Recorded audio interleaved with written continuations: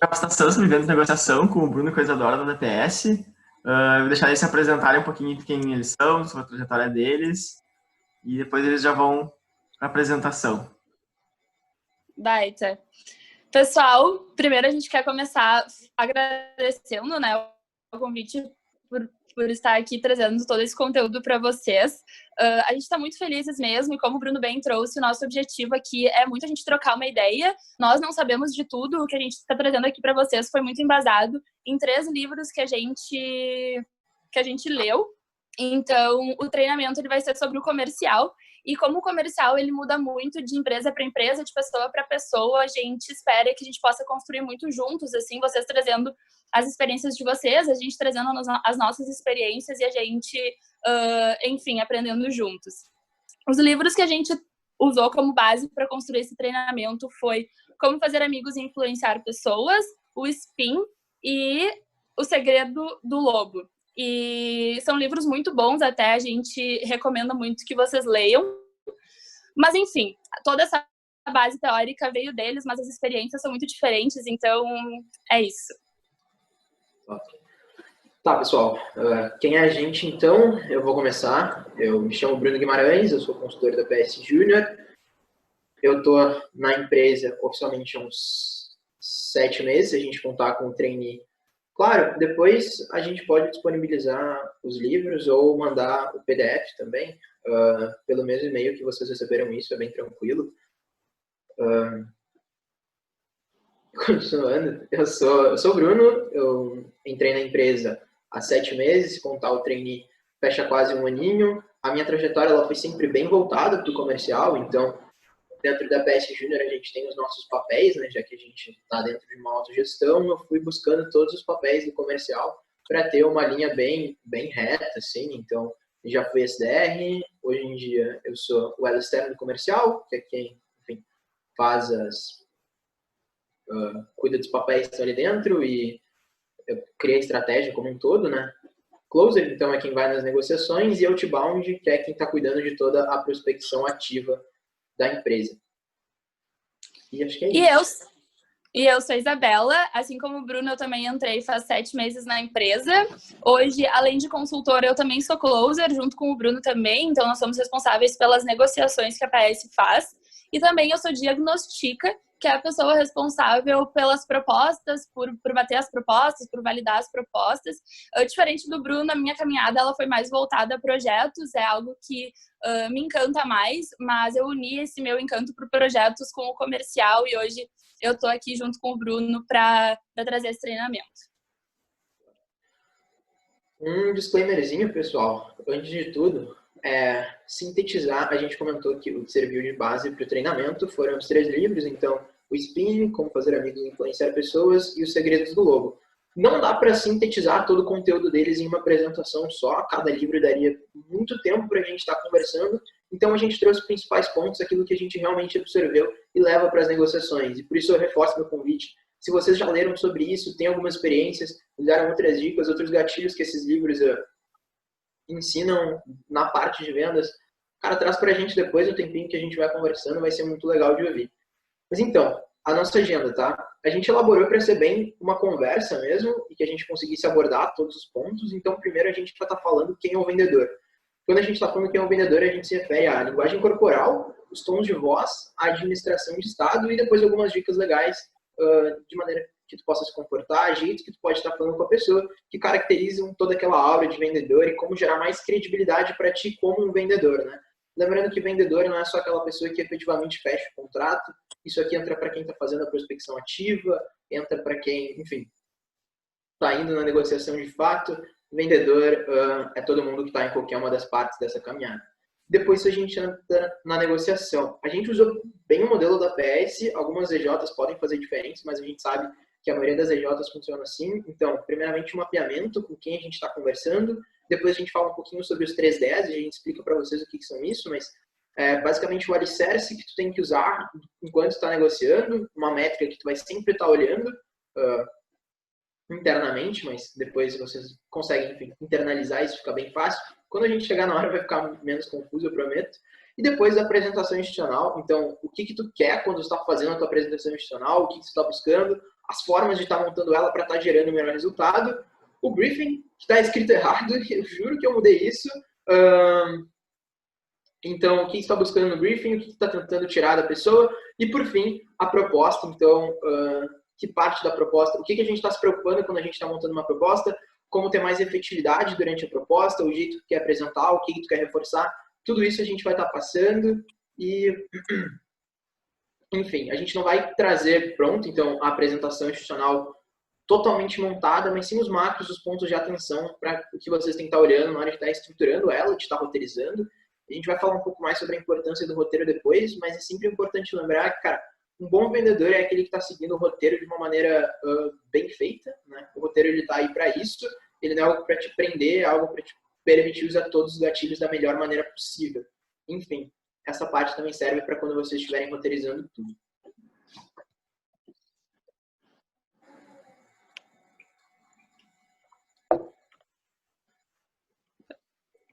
Opa, tá bom.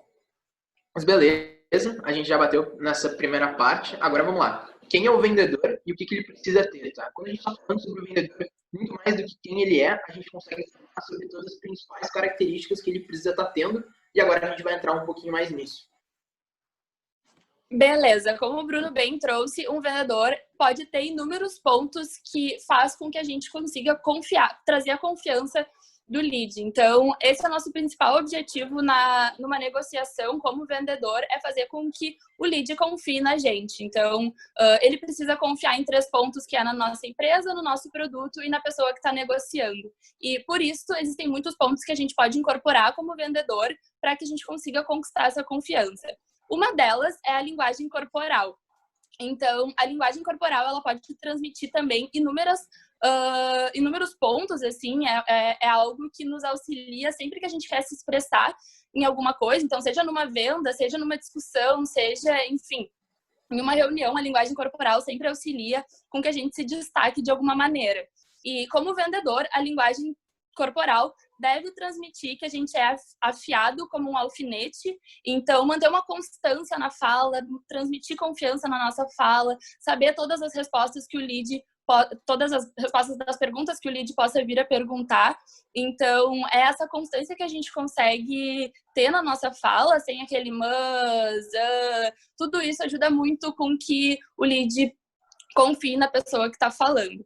Outro ponto muito importante é o entusiasmo. Então, a gente sempre, quando entusiasmado, a gente consegue conquistar mais as pessoas. Então, numa negociação, isso não é diferente. Ninguém gosta de ficar aí 1 hora ou 2 horas falando com uma pessoa que tem uma fala mais baixa, que não consegue se expressar de uma maneira que está gostando de fazer aquilo. Então, a gente precisa transmitir para o lead que aquilo que a gente está fazendo é a melhor coisa do mundo e a gente consegue fazer isso se demonstrando entusiasmado, se demonstrando feliz e gerando valor naquilo que a gente está oferecendo. E outro ponto que, no meu ponto de vista, é o mais importante, é se demonstrar um especialista. Então, a gente precisa sempre, ao longo de toda a negociação, transmitir para o lead que nós somos um especialista. E aí, não só um especialista naquele produto que a gente está vendendo, mas também um especialista no que o lead vende, enfim, na empresa que ele vende, no segmento de mercado que ele está inserido. Então, ao longo de toda a negociação, quanto mais se demonstrar especialista, mais credibilidade tu passa para o cliente. Tá, aqui vem uma parte bem legal e surge uma dúvida. Tá, se eu não for um especialista, eu não consigo vender, ou se eu não tiver uma fala bem seguida, né? Enfim, não ficar enrolando um pouco com os que, eu não consigo vender.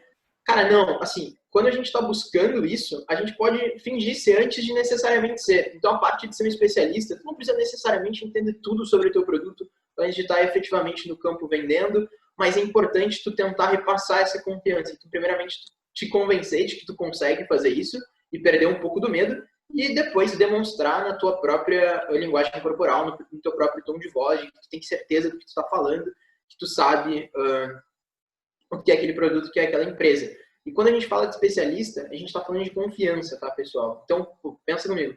Se vocês querem, cara, comprar uma coisa muito simples, como, por exemplo, um corte de cabelo, né? Tu vai no cabeleireiro. Tu quer alguém que acabou de sair da escola de formação dele, que acabou de sair do curso de cabeleireiro, ou tu quer alguém que já corta cabelos há 20 anos, especialmente do teu tipo? Um médico é a mesma coisa. Raramente tu vai confiar em um médico que acabou de sair da faculdade, sabe? Tu quer alguém que vem tratando o mesmo problema há vários anos. E a mesma coisa como vendedor. Por que alguém é necessariamente pagar para resolver um problema se ele não consegue sentir que tu entende do que tu está fazendo, sabe? E é isso que a gente quer dizer com a parte do especialista. E é legal trazer também.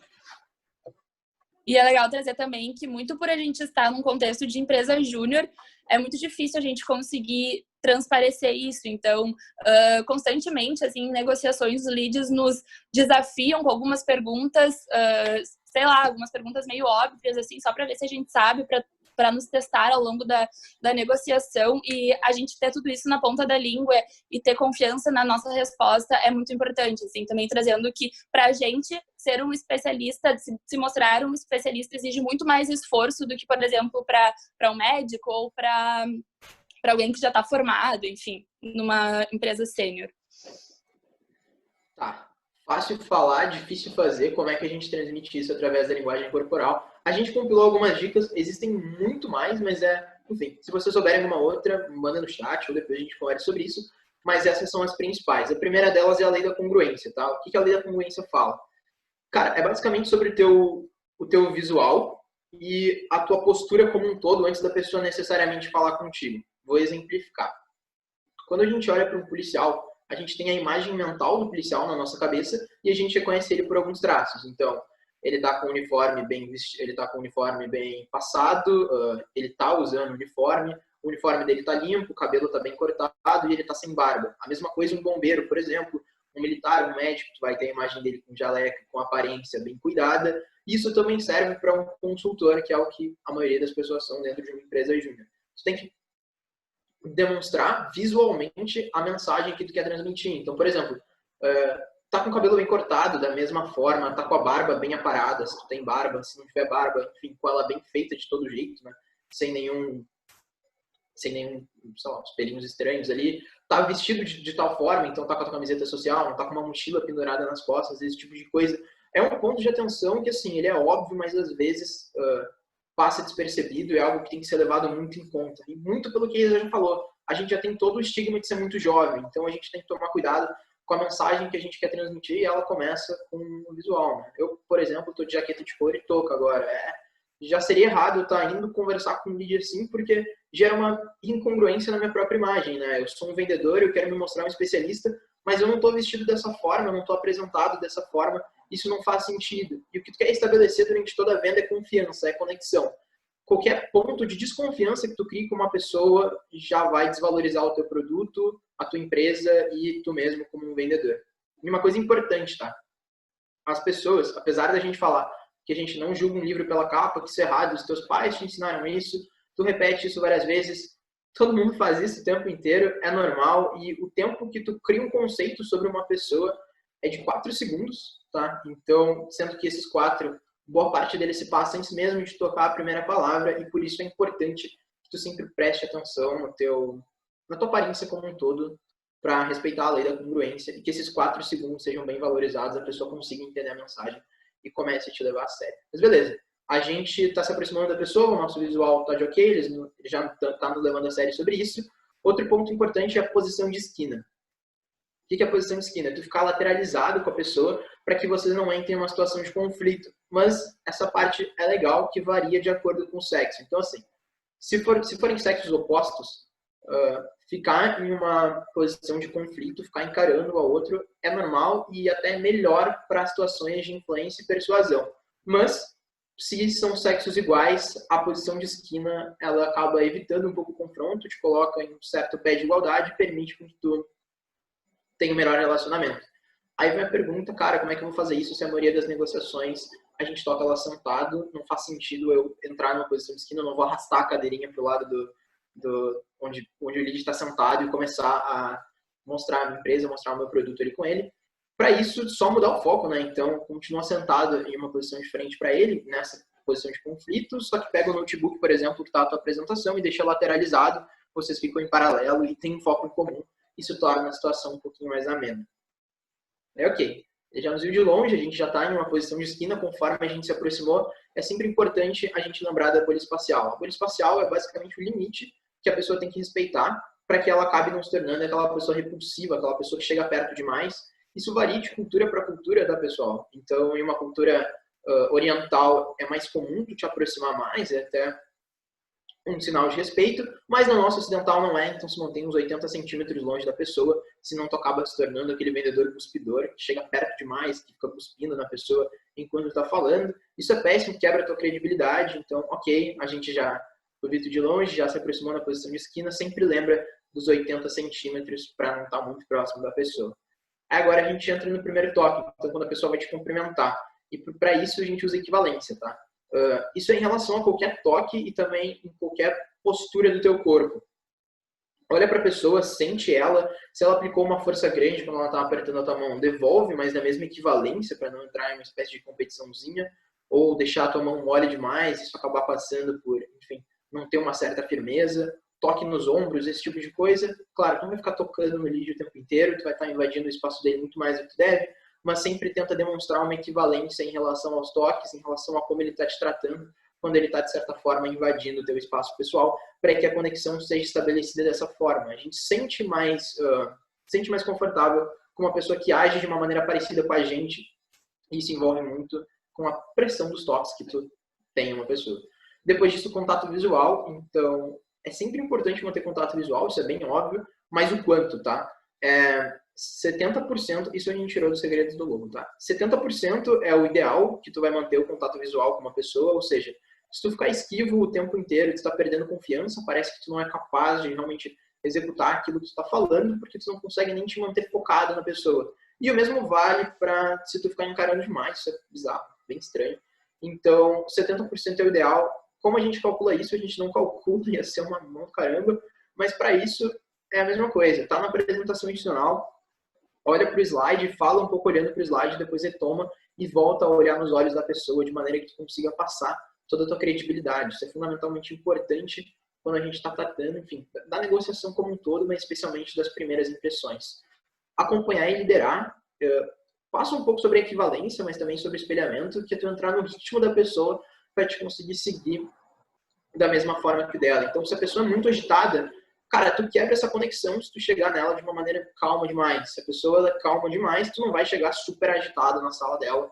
Isso vai acabar quebrando um pouquinho a conexão. Então, entrar no mesmo ritmo que o dela, usando algumas táticas de espelhamento, que a gente vai falar um pouquinho depois, para que vocês dois se conectem. E a partir disso, lembrando que tudo que a pessoa está fazendo é passivo. Se ela está agitada, porque ela é passivamente agitada, ela age assim normalmente. Se ela está, enfim, mais reclusa, com os braços fechados, cara, é porque esse é o padrão dela.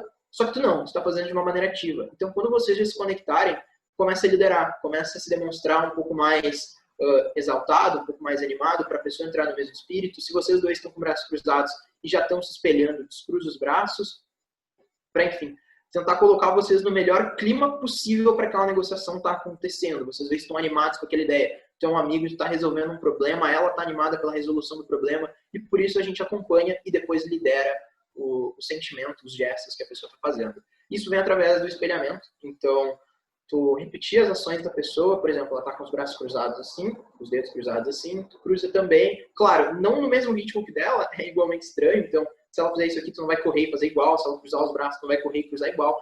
Tu vai fazer isso lentamente, com um pouquinho de delay. E aí, depois de um tempo onde vocês já estiverem conectados e tu conseguir sentir isso, tu já começa a fazer movimentos que ela não está fazendo, para que ela possa te espelhar.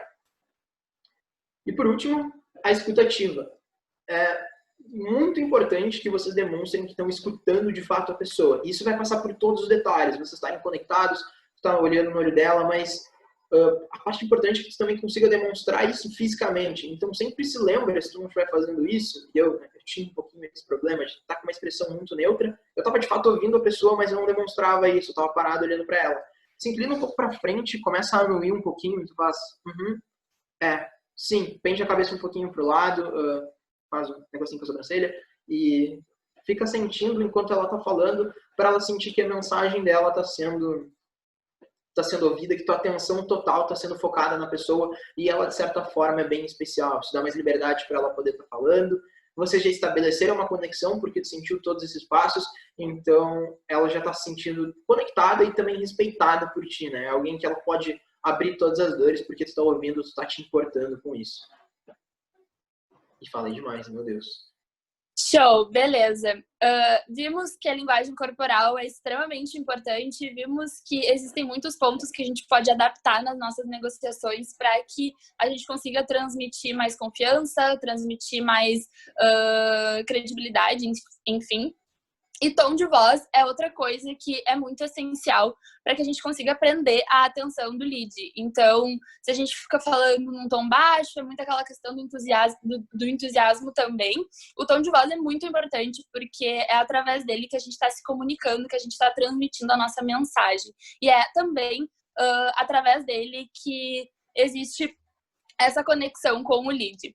Existem duas maneiras que as informações são recebidas. A compreensão lógica, que é quando a gente fala e o lead está só, enfim, processando aquilo que você está falando como uma compreensão lógica, como uma coisa lógica e está pensando, nossa, que vontade que termine essa reunião de uma vez, já sei isso que ele está falando. Não que ele não esteja interessado, não que ele não concorde, mas é algo que ele já conhece e para ele não instiga nada saber daquilo, ouvir de outra pessoa. E aí, a compreensão com base emocional. E é nessa compreensão com base emocional que a gente precisa atacar, porque é a base emocional que vai fazer com que ele se interesse pelo aquilo que a gente está falando, vai fazer com que ele sinta que ele precisa da gente. Então, é nessa base emocional que a gente precisa se focar. Tá. Agora a gente vai só trazer um exemplozinho para que fique claro porquê dos tons de voz e como a gente dá muito mais valor para essa base emocional, ou seja, o nosso monólogo interior, que a gente está pensando enquanto a pessoa está falando, ele funciona muito mais nas características de tom de voz e de linguagem corporal. Imagina a seguinte situação: vocês estão indo falar com alguém e essa pessoa, ela sabe, cara, tudo sobre o assunto, só que ela é um pouco estranha. Ela se mexe de uma maneira estranha, ela invadiu o teu espaço pessoal, ela não consegue olhar no teu olho, ela está reclusa e o pior de tudo, ela fala assim o tempo inteiro, ela pausa um pouco para falar e ela estranha de todo jeito. Dessa forma, tu vai estar no teu monólogo interior entendendo o que ela está falando de uma maneira lógica, tudo faz muito sentido, a linha lógica dela está bem apresentável, mas, cara, no fundo tu está pensando, putz, ele é meio estranho, caramba, ele está sendo um pouco pateta. Cara, por que tu está tão perto de mim? E depois de um tempo a voz dela se torna tão irritante, ou o tom de voz tão calmo, que aquilo ali fica chato, aquilo ali fica monótono e toda a parte lógica vai embora. Agora pensa o contrário. Alguém que está fazendo tudo isso é uma pessoa muito carismática, respeitou todas as dicas lá de trás, ela sabe como usar o tom de voz dela de uma maneira bem, ela se porta de uma maneira bem direita, de certa forma, para a intenção dela de persuasão. Cara, ela pode estar falando uma coisa muito bizarra, assim, muito absurda. Contanto que ela passe assim, o teu detector de baboseira, então, contanto que aquilo ali parece ter uma mínima lógica, tu acaba acreditando na pessoa, tu acaba comprando a ideia dela, mesmo que, enfim, ela não esteja sendo 100% verdadeira. Claro, isso não é pra mentira, tá, gente? Mas, enfim, tu dá muito mais credibilidade pela postura, pelo tom de voz, do que necessariamente pela parte lógica. Como toda parte lógica já está roteirizada, a gente vai focar um pouco mais no tom de voz e na nossa linguagem corporal. E aí, dica de novo, tá bom, quais são os tons de voz? Não são todos, obviamente, a gente só vai tentar trazer alguns deles. Essa parte muito boa para cold call, de novo, isso a gente pegou dos Segredos do Lobo. Os Segredos do Lobo foi escrito pelo Jordan Belfort, que é o lobo de Wall Street, né, o real. E, enfim, ele era um SDR incrível, então essa parte é muito valiosa do livro, é legal que a gente discuta um pouquinho sobre ela. Tá? O primeiro tom de voz é o tom de voz animado. Então, tu quer sempre demonstrar para a pessoa que tu está animado com aquela ideia dela, e principalmente no cold call, é a primeira coisa que tu quer levar em conta. Então, tu vai falar com alguém, tá, primeiro que tu tem que respeitar, que tu tem que ser sempre mais informal do que formal, justamente porque tu não é um vendedor, tu é um amigo, e isso é algo que a gente vai bater bastante durante o Capacita aqui, mas a gente se difere de telemarketing, a gente se difere de vendedores comuns, porque a gente se porta como um amigo da pessoa. E um amigo, ele nunca fala, alô, aqui é o Bruno Guimarães da PS Júnior, eu posso falar com a senhora Isabela, isso é bizarro, a gente vai falar, oi, a Isa tá aí, de uma maneira animada. E aí, depois disso, eu não lembro qual é o próximo tom de voz. Isa. Boa. É o questionador. Então, isso vem... É uma tática que ela é bem usada por crianças, tá? Ela é até um pouquinho infantil. Não necessariamente vocês precisam usar todos os tons de voz que estão aqui, nem na mesma ordem. é só pensar em como podem usar eles no roteiro de vocês. Que é aquele tom de voz que, enfim, ele vai ficar te fazendo várias perguntas, ele tem um tom de pergunta para que a pessoa, no monólogo interior dela, fique tentando lembrar daquilo e ao mesmo tempo concordando. Então é aquela criança que fala, Isa, lembra que tu falou que a gente ia no shopping, né? E que a gente depois ia assistir um filme, né? E depois a gente ia na pracinha, né? E dessa forma, tu não consegue responder tudo isso ao mesmo tempo, mas tu é forçado a prestar mais atenção nela. E a gente faz da mesma maneira, só que, por exemplo, oi, a Isa tá aí? Aí, sei lá, tá sim. Quem é? Oi, Isa, aqui é o Bruno. Lembra que a gente conversou há uns 3 meses atrás? Tu demonstrou bastante interesse. Tudo isso eu tô fazendo em forma de pergunta, mas eu não deixei ela responder ainda. E eu tô entrando em contato agora, tudo bem? E aí a Isa, que, tipo, tá processando, pera, ele tá me perguntando isso, eu demonstrei interesse. No final, termina no tudo bem. Ela prestou atenção na minha fala. Provavelmente ela não sabe se é sim ou se é não, mas ela vai falar, ok, tudo bem. E a gente passa pro próximo tom de voz. Pode pular os dois, a gente fala dos dois juntos, dos dois próximos, isso. Que é de mistério e curiosidade. O de mistério e curiosidade, o de curiosidade, diferente do questionador, ele é muito mais quando a gente está falando sobre as dores da pessoa, quando a gente quer entender um pouco mais e a gente está baixando o tom de voz. Então, é aquele segredo, é quando você está contando dentro da cold call das vantagens da tua EJ, o que ela pode estar oferecendo, tu está falando um pouco mais baixo, se é numa situação presencial, tu te inclina ligeiramente para frente, porque aquilo ali é um mistério, ou é algo que quer muito saber da pessoa, aquilo ali é curioso. Enfim, tu não apresenta uma vantagem gritando ela, tu apresenta uma vantagem falando de uma maneira mais suave e baixando um pouquinho o tom de voz. Tá? Depois a gente vai para o de escassez. Isso aqui tu coloca muito mais nas palavras, mas no tom de voz, tá? Existem vários tipos de escassez. A escassez verbal, a escassez informacional, mas enfim, é quando tu vai trazer uma certa culpa, um certo pesar na tua voz, porque, infelizmente, você só consegue estar marcando a reunião para a semana que vem, porque a gente está bem ocupada nessa, ou, poxa, infelizmente, enfim, tu está dando a ideia de escassez, a gente só tem mais tantos produtos, de uma maneira que fique tranquilo para que, enfim, vocês reproduzam e também a pessoa consiga entender, cara, aquele produto está em falta, e essa pessoa, esse meu amigo que não é um vendedor, está se sentindo culpado por estar me passando essa informação. Ok, de absoluta certeza. Esse aqui está envolvendo na parte lá de trás. Vocês não estão falando de uma maneira animada, mas vocês falam um pouco mais alto e passam a certeza do que vocês sabem. Então, é aquela informação que, enfim, vem com aquele grande ponto final que não está abrindo brecha para a pessoa discordar, porque vocês, sempre lembrando, são especialistas, são afiados igual um alfinete e, claro, são entusiasmados, mas dessa forma é aquela certeza mais direta. Então, cara, a PS Júnior já atuou em mais de 700 consultorias e a gente consegue, eu trago certeza na minha voz, não abro espaço para que tu consiga, enfim, discordar. De completa sinceridade, volta aquele tom mais ameno, então, Thaís, eu vou ser sincero contigo, na verdade a gente é mais especialista em isso, isso e isso, e são os tipos de resultado que a gente traz. É aquele também um pouquinho mais pesado, sabe? É aquela frase que vai começar com, olha, e daí depois tu segue em cima dela, mostrando que tu é aberto, que tu é uma pessoa razoável. Experimente que a gente já consiga entrar no outro tom de voz, que é o homem razoável, tá? O homem razoável, ele é aquele tom de voz que ele já está envolvendo o pedido, ele já está envolvendo a última parte de uma cold call ou a última parte de uma negociação. Ele sempre tem um para, então eu vou ter que pedir alguns dados para, enfim, aquilo que tu quer cumprir, para poder fazer o teu cadastro, para, enfim, e ou para um pedido. Então ele vem acompanhado do isso parece justo? Então tu vai estar falando sobre a gente tem alguns minutinhos de reunião e depois disso eu tenho certeza que a gente vai sair com bons encaminhamentos. Isso parece justo para ti, Isa? Justamente porque a gente é razoável com ele, a gente está repassando pelo nosso tom de voz, e que a gente também não quer ocupar tanto tempo dele, a gente entende os problemas dele.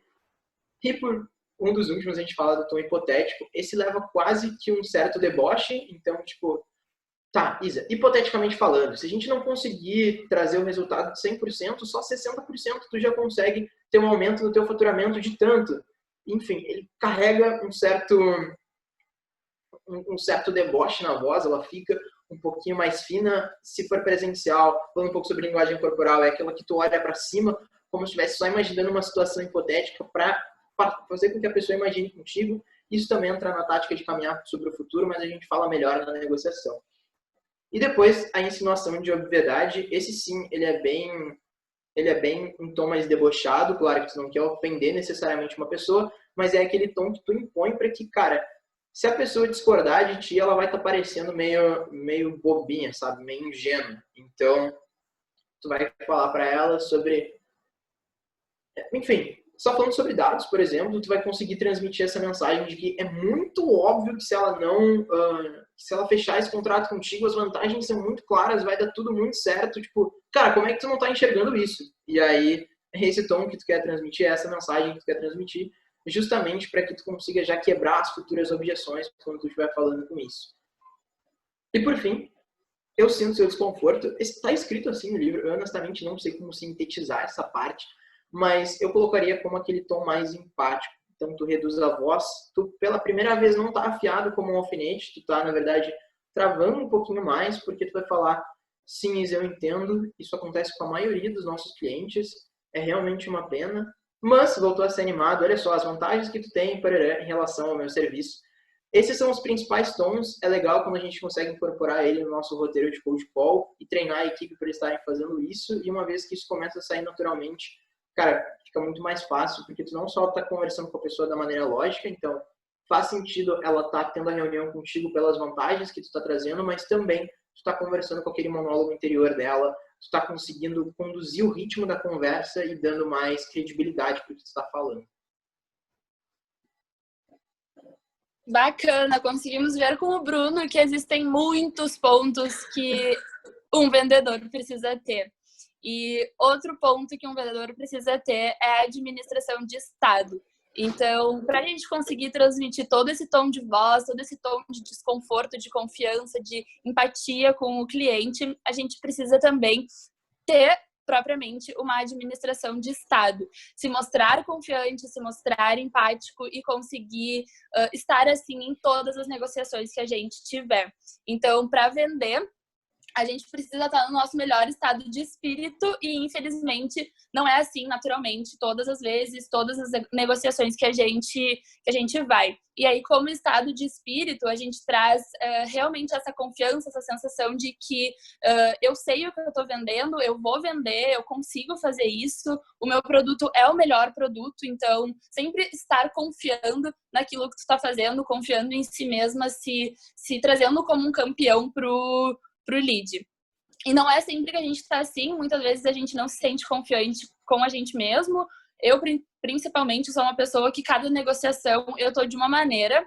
E o que tem me ajudado, assim, nesse sentido, são algumas dicas que a gente vai trazer, que é relacionado a aspectos que a gente pode relacionar a algo, alguma coisa, algum objeto, algum cheiro, enfim, nesse caso foi um cheiro, que a gente relaciona algum momento de prazer de alguma venda. Então, algum momento em que eu me senti muito foda negociando, algum momento em que eu consegui responder uma pergunta super complexa que o lead fez, que eu consegui vender, que eu consegui bater a meta do mês da minha Jota, eu vou associar esse momento a um cheiro, a alguma coisa que, enfim, me lembre esse momento. E daí pode ser uma música, pode ser um pensamento, pode ser um doce, que no meu caso é o que mais funciona. Então, todos os momentos de prazer da minha vida, assim, principalmente que relaciona a empresa júnior, que relaciona a alfatura, ao faturamento, eu relaciono a algo bom, alguma coisa que vai me ajudar no momento em que eu precise a voltar a ter esse mindset, essa confiança toda que a gente precisa ter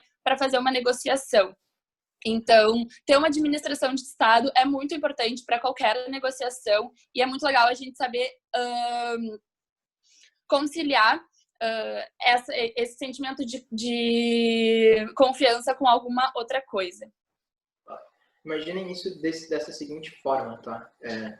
Abordado desse jeito, quando a gente está lendo sobre isso no livro. Claro, algumas dicas que estão lá não conseguem ser importadas para a nossa realidade, tá? E por isso eu e a Isa, a gente colocou outras âncoras. A âncora principal é o cheiro. Mas, cara, o que é usado para que a gente consiga ter o cheirinho é um produto que não vende aqui no Brasil. Então, a gente abriu um pouco mais, mas imagine da seguinte forma, tá? Toda vez tu toca um sino, estou usando o mesmo exemplo do livro, toda vez que tu toca um sino, tu dá um pedaço de carne para um cachorro, tá? E o cachorro vai lá e come a carne quando ele escuta o sino. E tu faz isso repetidas vezes. Então, toca o sino, dá um pedaço de carne, toca o sino, dá um pedaço de carne. Chega um ponto onde basta tu tocar o sino que o cachorro já vai estar salivando e já vai estar se mostrando pronto para comer a carne.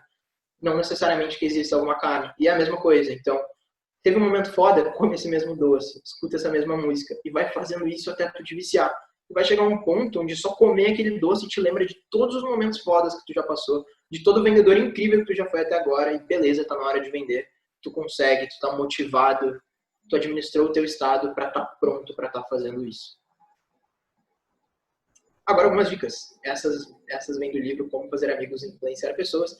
Não são todas, mas eu considero elas as mais importantes para no momento de negociação, já que a negociação dura pouco, né? Primeiro, o poder dos nomes. Cara, não importa se... Eu li o chat rapidinho, eu me perdi, desculpa. Eu já leio depois e aí eu respondo. Mas o poder dos nomes, tá?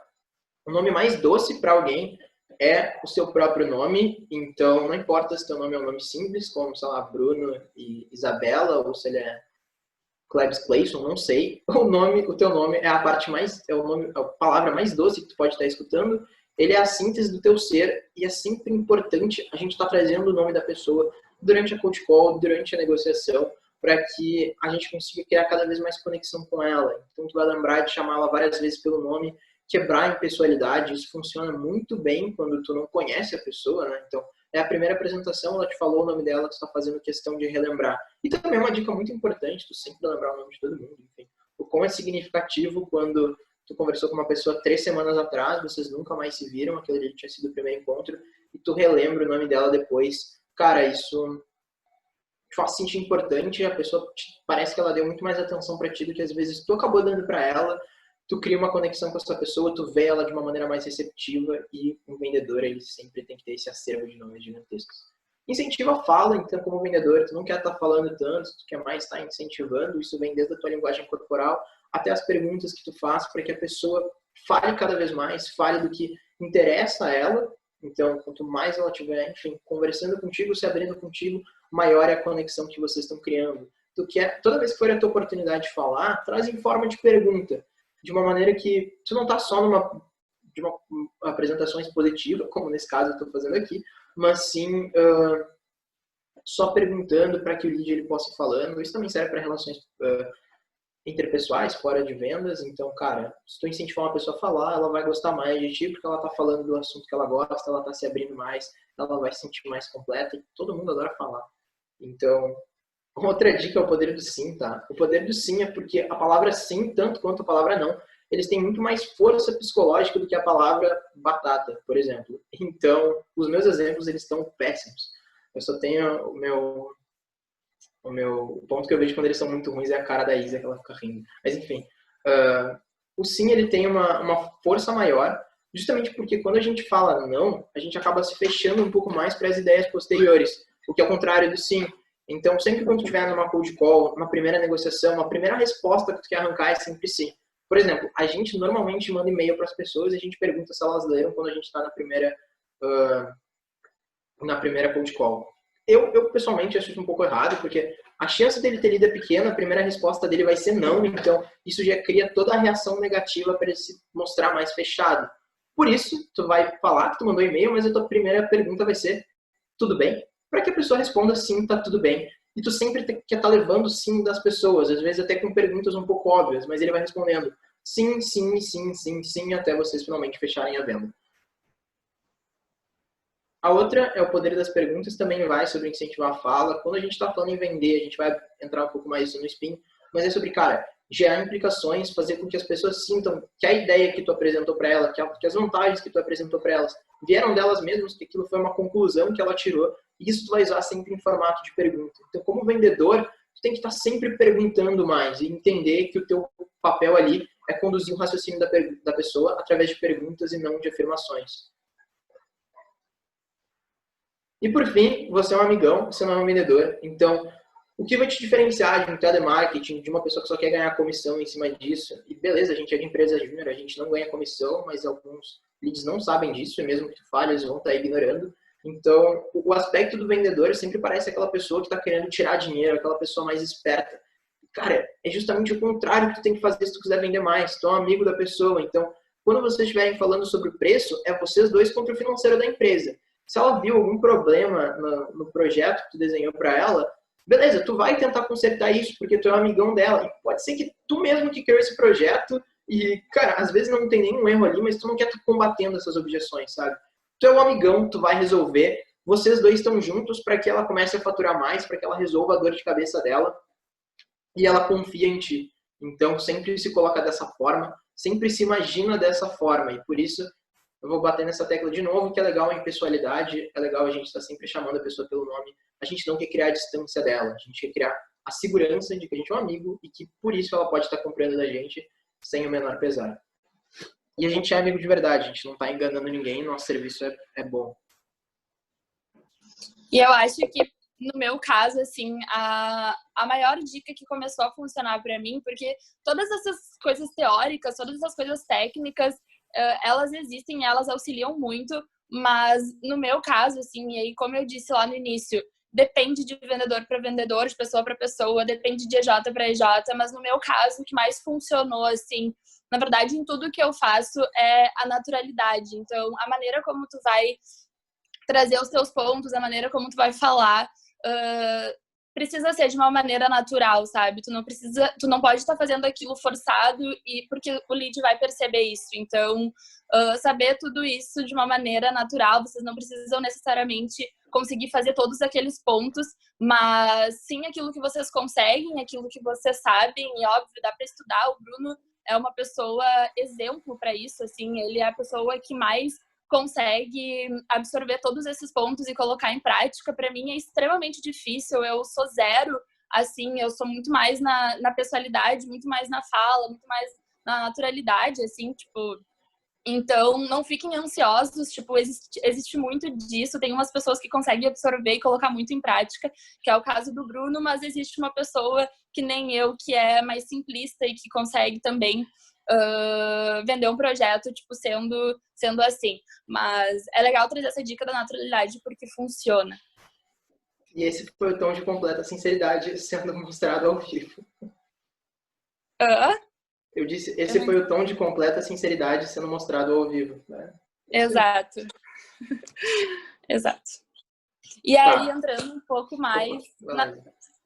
entrando um pouco mais nas nossas negociações, a gente considera que o primeiro passo, assim, que é muito importante, é o mapeamento. Então, por muito tempo mesmo, a PS ligava loucamente, tentando marcar reunião, pesquisando qualquer empresa no Google, ligando, marcando reunião. Teve até final do ano passado que a PS estava desesperada para bater a meta, que a gente marcou 40 reuniões numa semana e nenhuma converteu em projeto, porque a gente não estava ligando para as pessoas certas, a gente não estava fazendo aquilo de maneira direcionada, a gente não sabia por que a gente estava ligando para tanta empresa, sendo que a gente sabia que não ia virar projeto.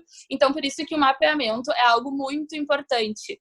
Se vender para alguém que não quer comprar já é um erro, imagina vender para alguém que efetivamente não pode comprar. Então, muitas das reuniões que a gente fez, na verdade, o lead nem tinha condições de pagar pelos nossos projetos.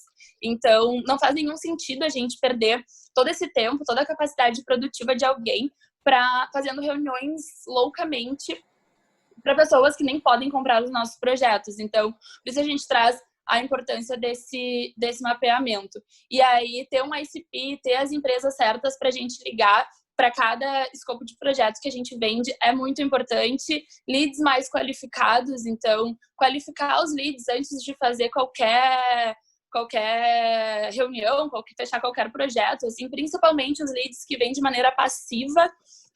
Isso acontece muito também, de vir leads de maneira passiva e que, na verdade, eles nem têm condições de pagar um projeto da PS ou de qualquer empresa júnior. E, enfim, nem sabem direito o que a PS oferece e o que a PS não oferece. Então, qualificar os leads, entender se, de fato, eles são potenciais clientes. Conseguir informações é muito importante, assim, até...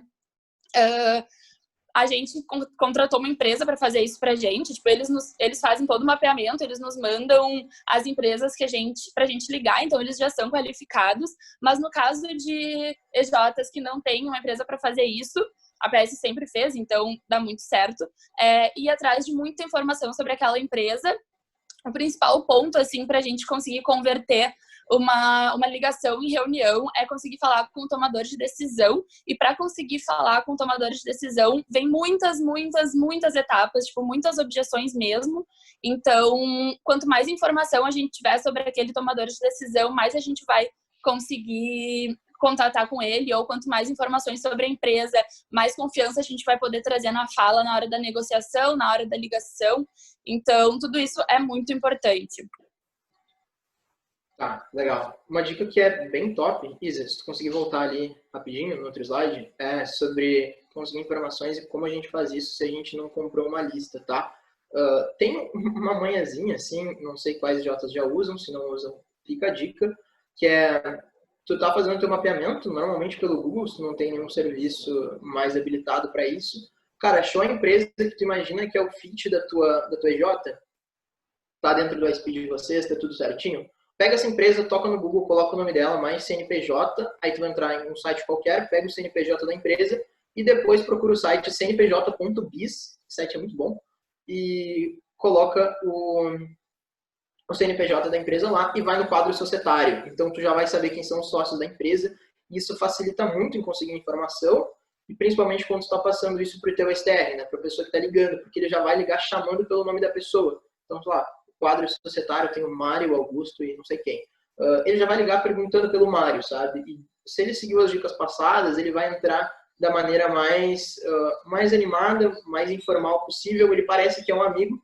E o gatekeeper, né, que é aquele secretário que impede que tu chegue na pessoa, ele vai cair no ponto que tu é amigo dele, pelo jeito que tu se portou, e ele te passa direto uma preocupação a menos. Então, usem esse sitezinho aí se vocês já não usavam antes. Eu acho só que antes de a gente dar seguimento, todo mundo está familiarizado com o termo SDR.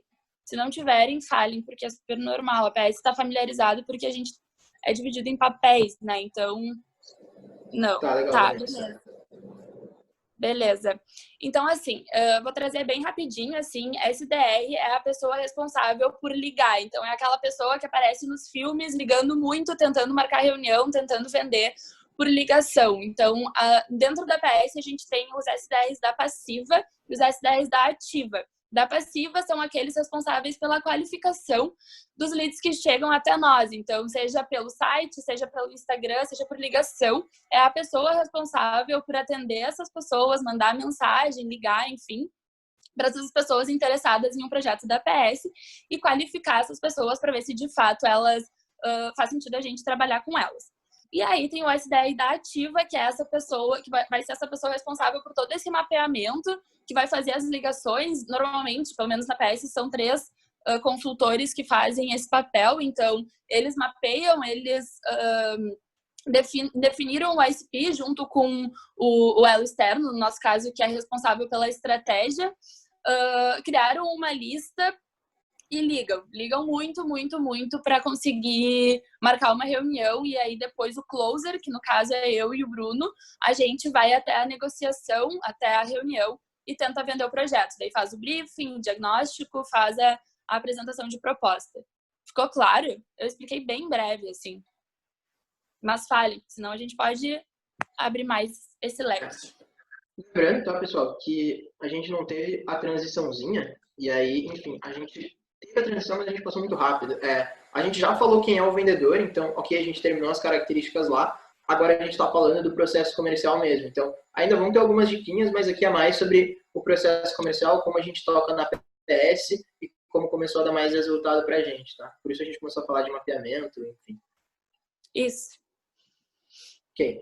Agora a gente fala um pouco sobre o Bunch, que é como reunir essas informações, tá? Usando essa ferramentinha fica bem legal. Um ponto importante, o Bunch só vai rodar se é uma... primeiro, tá? Quando a gente está falando sobre prospecção ativa, o nosso mapeamento vai ser muito mais uma pesquisa que a gente está rodando na própria internet ou comprando a lista qualificada. A gente não vai rodar Bunch numa cold call, numa prospecção ativa, porque faz com que o lead perca o interesse, tu tem muito pouco tempo em uma cold call. O Bunch a gente roda na passiva ou reunindo, se for para ativa, ou reunindo as informações que a gente conseguiu buscar no site, que a gente conseguiu buscar estudando o perfil desse lead, tá?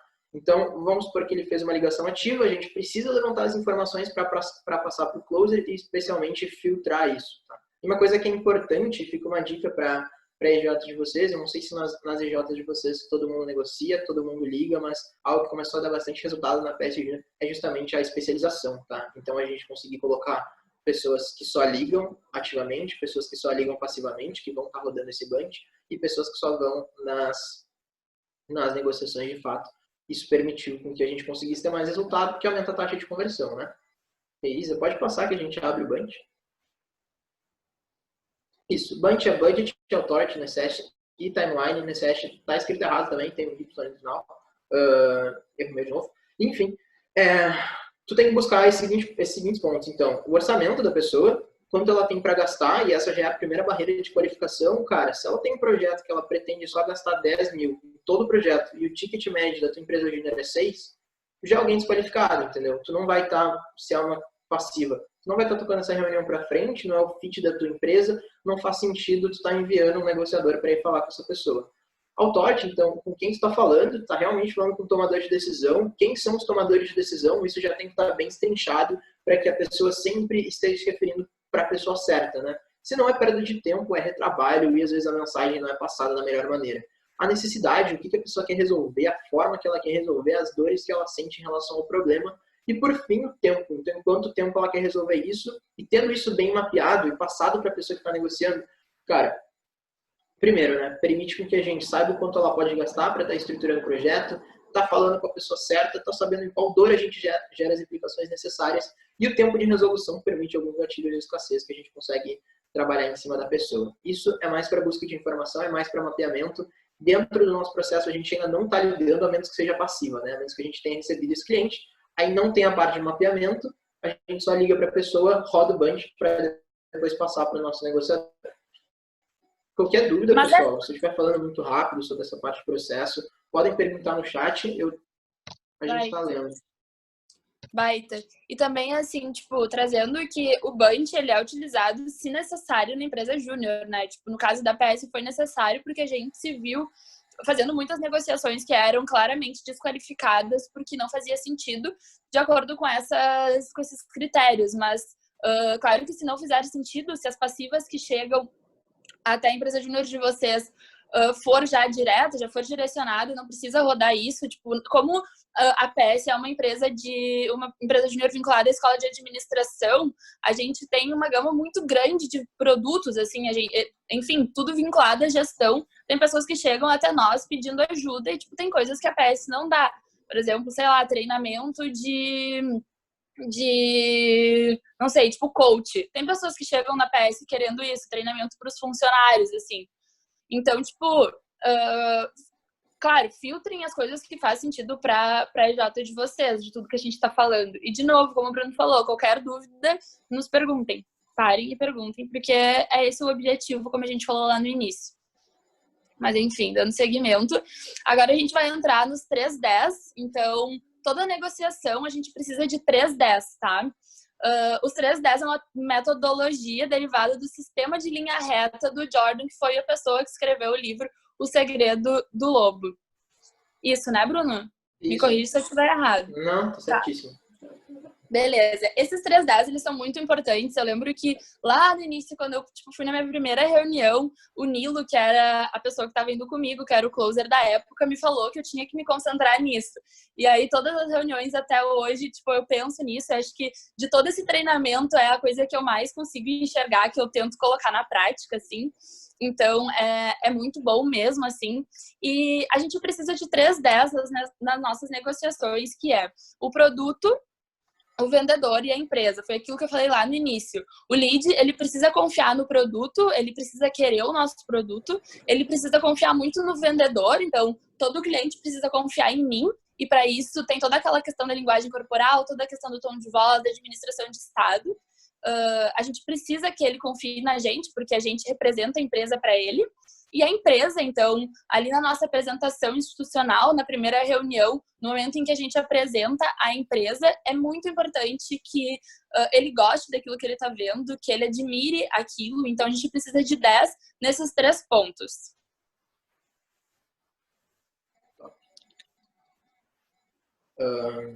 Agora a gente coloca algumas dicas em cima. Então, assim, imaginando, cara, a gente precisa de 10 em tudo, tá?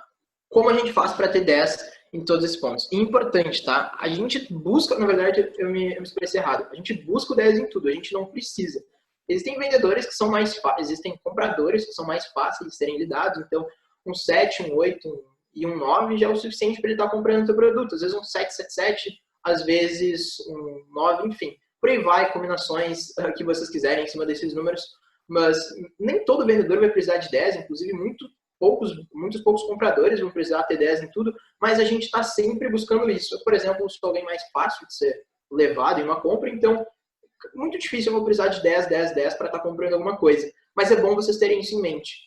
Cara, o que significa o 1, o 2, o 3, o 4? Não importa, é muito mais de feeling, é vocês categorizarem isso em cima de feelings, mas pensa que o 10 é aquela pessoa que está super animada, que entendeu todas as dores, que faz sentido, que ela fica assim a reunião inteira e que no final ela já tá louca para assinar, olha para ti e fala, meu, considere esse projeto comprado, eu assino o contrato assim que tu me enviar. Esse é o nosso 10, é o que a gente busca. Mas vamos lá. Como a gente faz para ter esses 10 em tudo? A gente começa na apresentação institucional e no que ela está focando. A nossa apresentação institucional, como o próprio nome já diz, cara, ela está focando especialmente no produto e na empresa, tá? Então, o 10 que a gente busca é mais voltado para produto e especialmente para a empresa. Na apresentação institucional, é importante que vocês tenham todo o slide, toda a estrutura de vocês voltada para isso, é para estar gerando valor e confiança na empresa de vocês. Por quê? Porque assim, os 3-10, eles têm que seguir uma certa harmonia, tá? Se o cara confiar muito no vendedor, confiar muito no produto, mas não confiar na empresa, ele não vai comprar de ti. Muito porque, tipo, se a empresa já tem resultados muito negativos, ou se ele não conhece muito bem, ele pode achar que ele está sendo enganado, que é só um vendedor bom e que esse vendedor fez o produto parecer muito bom, mas a empresa não é boa, então ele não vai comprar. Então, isso varia de qualquer outro. Se ele não confia no vendedor, ele não compra. Se ele não confia no produto, ok, o vendedor e a empresa são boas, mas o produto não é, por que eu estou comprando? E a apresentação institucional é para vocês baterem na tecla. Cara, minha empresa é boa, está gerando valor. Minha empresa existe há tanto tempo, minha empresa faz isso, a gente já teve tais resultados, esses aqui são os nossos cases, para que aquele cara que não conhece a tua empresa fique completamente encantado, vocês consigam subir esse, é o terceiro 10, tá? O 10 da empresa. Vocês consigam subir esse terceiro 10 e aí, ok, entenda, cara, essa empresa é boa, essa empresa é de confiança, ela se preocupa com os clientes, ela se preocupa comigo, e já comece a pensar nas outras coisas. Então, quando estiverem montando a apresentação institucional ou revisando na empresa de vocês, o ponto é, pensem sempre em estar gerando valor na empresa, em estar conquistando lead em cima disso, e a principal palavra aqui é confiança. Vocês querem que ele confie na empresa de vocês e não abra brecha para, enfim, ele está achando que ela é de alguma forma prejudicial, que ela só quer vender e não quer entregar o produto. Demonstrem na sinceridade de vocês como vendedores o quão boa ela é e tomem como auxílio os slides da institucional. Só trazendo assim um pouco um adendo, é que a confiança no vendedor, ela começa desde a primeira ligação até o final. Então, apesar de ter momentos em que a gente precisa dar ênfase nisso, que é na questão da apresentação da proposta, a confiança do vendedor, ela é conquistada ao longo de toda a negociação. Por isso que ela não está aqui junto com o produto e empresa. Exato. E vocês já conquistaram isso seguindo aquelas dicas lá atrás, né? Por isso a gente falou que o vendedor, ele é... Quem é o vendedor? Sabe? Por isso que a gente montou tudo lá atrás. É justamente para estar elevando esse 10, porque, querendo ou não, a apresentação institucional, ela simboliza só uma parte, a proposta simboliza outra, o mapeamento outra, mas o vendedor, ele está sempre em todas as operações. E beleza. Vale lembrar, tá, pessoal? O cliente, ele não está interessado nas características da empresa e nem no produto, mas sim nas vantagens. Quando vocês estão gerando confiança, quando vocês estão gerando empolgação em cima daquilo, não se atentem às características. Então, cara, quando quer comprar um carro, tu honestamente não quer saber de todos os pontos que aquele carro tem, voltado muito mais para uma lógica mecânica. Tu está querendo simplesmente, e tu está imaginando o quão legal é estar andando naquele carro. Quer saber as vantagens que ele te traz, o quanto ele vai economizar, o quão bonito ele é, esse tipo de coisa. E a mesma coisa vale para todos os produtos, a gente está interessado nas vantagens. E é por isso que na apresentação institucional, quando você está apresentando o teu produto e a tua empresa, você já começar a ter o feeling e entender desse teu comprador quais são os atributos que são importantes para ele, que ele realmente tem essa dor de cabeça, o que ele realmente liga, mas principalmente quais são os atributos determinantes para eles. Porque quando tu consegue encontrar os atributos determinantes, aquilo que faz com que ele compre um produto e não compre outro, cara, essa tecla que tu bate muito, essa tecla que tu, enfim, reforça várias vezes, que tu reitera, depois a gente vai entrar um pouquinho nas táticas de reiteração, mas tu te conecta com a pessoa e tu consegue, enfim, gerar um maior valor em cima disso, para que a chance dele comprar o teu produto e não da concorrência seja maior. Eu estou falando muito em produto, mas a gente é IJ, a gente vende majoritariamente serviço, mas não faz diferença. Basicamente isso, estruturem a institucional de vocês para essas coisas. E é claro, né, eu falei bastante da empresa, mas o produto também é importante e vocês apresentam o produto nos cases de vocês, são coisas muito relacionadas. Quando está gerando valor na empresa e na confiança dela, isso também acaba gerando valor no produto. Mas não esqueçam de apresentar sempre a empresa. Anos que a empresa está aberta é um ponto bem importante. Áreas que ela já atua no mercado, quem são os parceiros da empresa, a conectividade que ela tem. A gente está no MEI, a gente tem uma conectividade monstruosa. Cara, é importante tu estar repassando isso para o teu cliente. Baita. Opa! E depois entra o briefing. Então, no briefing a gente vai estar rodando o nosso spin. O que acontece? E é o processo que a gente toca na PS. Eu não sei se vocês tocam assim também, se tocam de uma maneira diferente. É legal para a gente conversar depois. Dessa vez o briefing está escrito certo. Vocês terminaram de apresentar, então apresentaram a empresa, mostraram os slidezinhos. Cara, agora vamos conversar. E quando tu está conversando com a pessoa, ela já está conectada, ela está confiando no vendedor, está confiando na empresa. O briefing ele foca muito no produto. Então, o vendedor, o comprador, ele vai estar falando sobre qual é a situação dele, né? Então, por isso que a gente está rodando o Spin. Ele vai te informar sobre o que está acontecendo agora, sobre como... O Spin é um livro, tá? E é uma metodologia bem grande, a gente vai sintetizar ela bastante, eu recomendo demais que vocês leiam depois. E eu sei que no MED tem um resuminho do Spin, umas 2 páginas, é bem legal estar procurando. Então, enfim, vocês estão focando primeiro na situação, entendendo todo o contexto do lead, mas isso já aconteceu lá no mapeamento, só que agora vocês estão reforçando, estão fazendo com que ele abra toda a situação, todo o panorama da empresa. Depois disso, no problema. Então, cara, o que ele está sentindo agora? Quando vocês apresentaram um produto institucional, o que ele se identificou? O que para ele é uma dor de cabeça? Quais são os resultados que ele não está alcançando?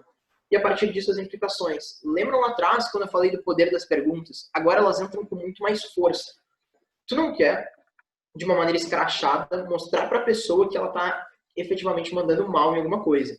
Então não vai falar, pois é, o faturamento está ruim mesmo. Mas tu vai levantar algumas perguntas e gerar as implicações para esse pensamento ficar batendo na cabeça dele e depois para que ele consiga, enfim, achar que a ideia da resolução vem dele, né? Isso vai fazendo com que o teu valor no final se torne cada vez mais barato, justamente porque os problemas dele ficam muito mais evidentes quando trazem forma de implicação. Então, fazer perguntas como, cara, como tu te vê daqui a 2 anos nessa situação? E ele vai te responder que, poxa, na pior das hipóteses ele continua igual, que ele já está insatisfeito. Aliás, na pior das hipóteses, a empresa dele está muito pior. Ou, está satisfeito com o teu faturamento? Faz perguntas em cima do problema que ele trouxe. Os exemplos que eu trouxe agora, enfim, são bem rasos, mas na situação vocês conseguem entender. E as implicações, essa aqui é uma tática diferente, tá? Não necessariamente vem do Spin, mas é Twist the Knife o nome dela.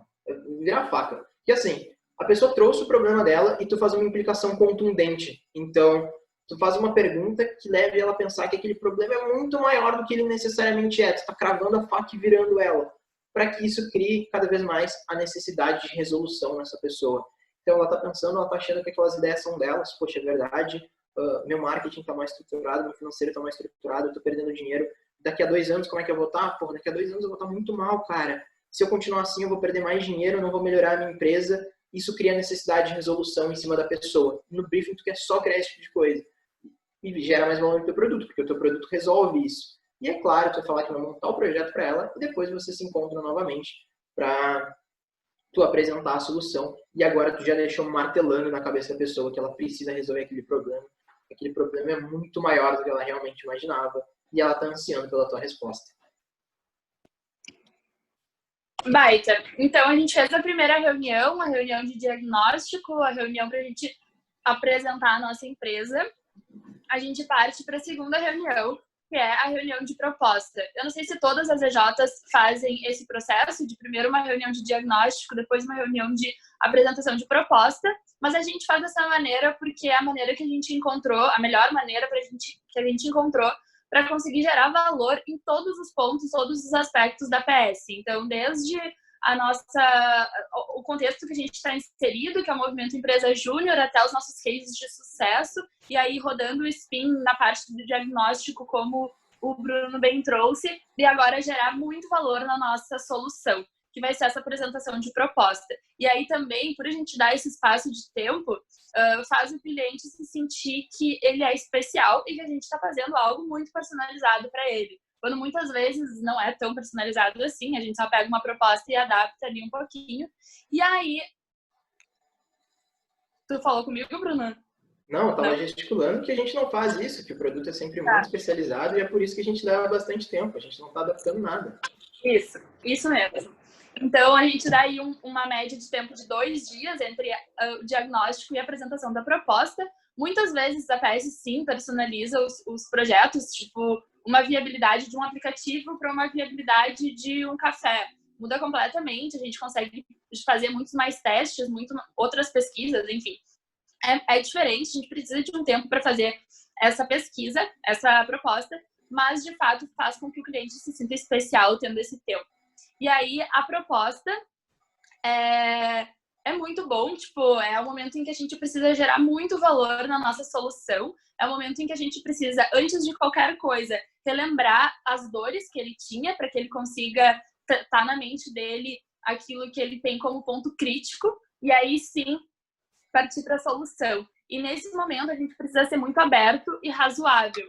Então, precisa deixar bem aberto para ele que ele pode sim ter alguma objeção, que ele pode trazer algum ponto para acrescentar nessa proposta, ser muito tranquilo também, trazer confiança, mas com tranquilidade. A gente não está querendo empurrar nada para ele, a gente quer salvar a vida dele. Então, é ser aberto e razoável, retomar as dores, como eu falei, e reforçar as implicações. Então, antes de apresentar a solução, a gente retoma as dores dele, a gente reforça as implicações. Então, olha, tu tem isso e isso vai te causar isso. Então, por exemplo, ele não tem uma organização financeira. Tem uma organização financeira, tu não vai saber onde o teu dinheiro vai parar no final do mês. Então, reforçar tudo aquilo que ele falou lá no diagnóstico para ele perceber que a gente estava sim prestando atenção no que ele estava falando, que aquilo sim é importante pra gente, e, enfim, toda aquela questão da pessoalidade, e que sim, a gente pode trazer uma solução para isso. Então, retomar as dores, reforçar a implicação, e aí trazer o produto, trazer o serviço, caminhar pelo futuro, quer dizer que a gente vai sanar todas aquelas dores que ele tinha e trazer ele para um cenário muito melhor do que ele estava antes de nos conhecer. Então, é muita geração de valor, cada etapa, cada entregável precisa ser trazido como solução de algum problema, então não adianta ter ali uma construção de ferramentas se, na verdade, ele já tem um software. Então, por mais que dê para gerar valor em cima disso, não é útil para ele. A gente quer colocar ele num cenário diferente daquele que ele está. Então, caminhar pelo futuro. As vantagens, então, beleza, a gente trouxe os problemas, a gente trouxe a solução, colocamos ele num cenário muito melhor, e agora a gente vai trazer ainda as vantagens de toda essa mudança. Então, ressaltar muito as vantagens, os benefícios com o projeto. E o valor, quando a gente traz o valor, é muito legal a gente trazer uma ancoragem antes. Então, a gente sabe o valor de mercado, então é muito legal a gente pegar, antes de colocar o nosso valor, colocar, por exemplo, de uma consultoria sênior. No nosso caso, dá muito certo, porque o nosso valor é bem menor do que uma consultoria sênior. Se a gente for pegar uma 4.5 da vida, um projeto que a PS vende custaria uns 15 mil reais, ou mais, né? Porque até é por mês, então muito mais. E aí depois o nosso valor dá um impacto muito grande, e dá um impacto muito grande levando em consideração que antes, lá na nossa apresentação institucional, a gente trouxe que aquela consultoria que cobra 15 mil reais nos orienta nos nossos projetos. Então, vocês estão pagando metade do preço ou muito menos da metade do preço para ter uma pessoa lá daquela consultoria muito foda no mercado que, enfim, vai trabalhar com a gente, que vai ser membro da equipe. A gente frisa muito isso, essa questão de os orientadores fazem parte da equipe. Então, um professor da URGS, que, enfim, deveria cobrar muito mais caro do que a gente, vai estar junto nesse projeto, no acompanhamento, na revisão de todos os entregáveis. O profissional de mercado, que, enfim, presta consultoria para as maiores empresas de Porto Alegre, vai estar ali olhando também para aquele projeto daquele pequeno, médio empreendedor que, tipo, nunca conseguiria pagar 15 mil reais numa consultoria, e vai ter alguém muito foda daquela consultoria olhando para esse projeto. Então, dá para gerar muito valor nessa ancoragem. E aí, de novo, aqueles pontos que o Bruno trouxe, vale muito para a proposta também. O cliente não está interessado nas características da empresa e do produto, mas em suas vantagens. Então, bem naquela ordem, a gente traz a implicação, a gente traz a solução e tudo aquilo que ele vai ter como vantagem. E também é importante você diferenciar quais são os atributos importantes e quais são os atributos determinantes. Então, muito aquilo do que o Bruno já trouxe vale também para a proposta. Alguma dúvida, galera? Eu queria fazer uma observação, na verdade. Pode voltar um pouquinho, Isa? Vai. Caminhar pelo futuro é para ser mal mesmo, tá? Assim, vamos lá. Quando vocês vão comprar alguma coisa, normalmente te imagina já usufruindo daqueles benefícios. Então, cara, sei lá, eu vou usar o exemplo do carro de novo. Poxa, eu vou comprar um carro. Cara, tu já te imagina dirigindo ele, tu imagina o quanto aquela sensação vai ser legal e isso traz um apego emocional muito grande para ti. E nossas compras, a maioria delas são emotivas, a gente não pensa só nas vantagens. Tudo bem que o carro tem bastante, mas enfim. Tu fica comparando o preço da passagem do ônibus com o preço da gasolina do carro, mais o investimento que tu precisa ter no carro para chegar na conclusão qual é o melhor. Na verdade, tu pensa que é fera dirigir o carro e por isso tu fica reforçando isso na tua mente. Caminhar pelo futuro é caso o Lídia não faça isso, tu literalmente pegar ele pela mão e, cara, imagina a tua empresa daqui a 2 anos e tu começa a levantar e criar todo esse cenário hipotético para ele se imaginar lá na frente. Cria o ponto B, ideal, entendeu? Claro, ainda no que vocês podem fazer, não aumentando a expectativa demais, mas mostrando a resolução do problema. O cara que abriu uma empresa agora, o cara tem uma dor de cabeça muito forte, sempre cria todo um cenário bem num sentido mais de roleplay mesmo, então imaginativo, storytelling, para que a pessoa se imagine lá na frente. Tem um ponto que não está aqui, que é a reiteração. Surgiu agora, então eu vou trazer para vocês, tá? A reiteração é uma tática para que vocês consigam desviar das objeções. Como assim? A maioria das objeções, elas não são focadas na dúvida em si, mas sim em não trazer o problema real para vocês. Então, se o cara não quer marcar uma reunião, é porque provavelmente ele não confia em ti. Se o cara não quer comprar o teu produto no final da proposta, ele tem budget para isso, ele tem todas as dores, é porque ele não confia em ti, ele não confia na empresa, ele não confia no produto. Então, se todos os processos foram bem feitos, a reiteração vem muito bem a calhar, que é o quê? Tu responde a objeção da pessoa, mas tu não para aí. Não vira uma guerrinha onde a Isa traz uma objeção, eu respondo, a Isa traz outra objeção, eu respondo, a Isa traz outra, eu respondo, ela fala, beleza, eu vou pensar e vou embora. A Isa traz a objeção dela, eu respondo, e depois que eu respondi, eu volto todas as vantagens de novo. Então, caso ela não tenha lembrado, eu vou falar tudo que ela vai ganhar comprando aquele produto. Eu vou reiterar todas as vantagens, eu vou, sei lá, caminhar pelo futuro quando elas forem necessárias novamente. Sempre voltando à conversa, é por isso que isso é tirado do sistema linha reta, né? Que é manter a nossa venda como um todo sempre em uma linha reta e o cliente ele fica tentando desviar com as objeções e a reiteração serve para isso, para pegar esse desvio dele, trazer para a linha e falar, cara, volta a pensar nas tuas vantagens, vamos seguir junto até o fechamento. E é isso, fiz o meu adendo.